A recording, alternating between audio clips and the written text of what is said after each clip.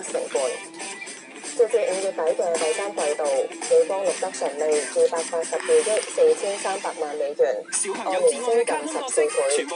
每股經調整盈利25.11美元，好過市場預期嘅20.78美元。營業收入超過414億美元，按年升大約3.5倍，亦都好過市場預期。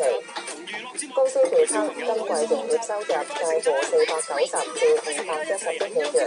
遠好過市場預期嘅432億。公司話受人工智能驅動需求影響，預計記憶體晶片供應等將局。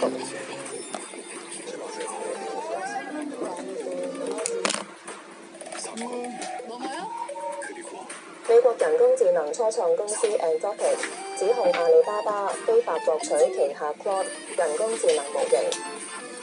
Anthropic 話阿里巴巴同阿里旗下人工智能實驗室通義簽文，有關聯嘅營運者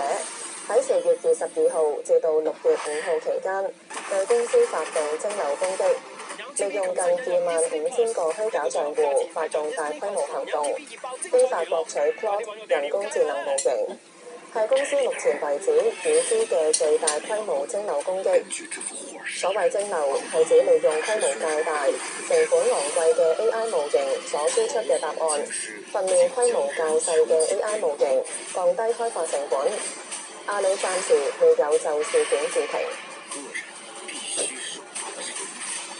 美國總統特朗普話對現時美國汽油零售價未有隨原油價格回落感到不滿，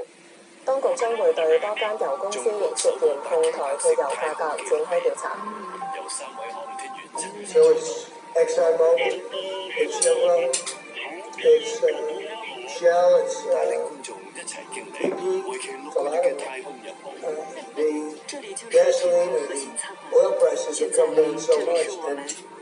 We are not seeing anything at the pump by comparison to we should be, in my opinion, at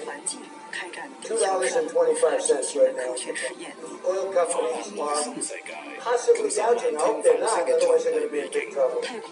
特朗普較早時透過社交平台話，佢已經指示司法部就油公司哄抬汽油零售價展開調查。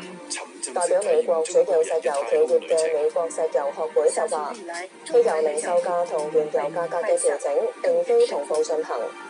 根據美國汽車協會數字，美國星期三嘅汽油平均價格係每加侖3.9美元，比一個月之前嘅4.5美元有所回落。國際油價下跌，紐約8月期油收市跌2.87美元，報每桶70.34美元，跌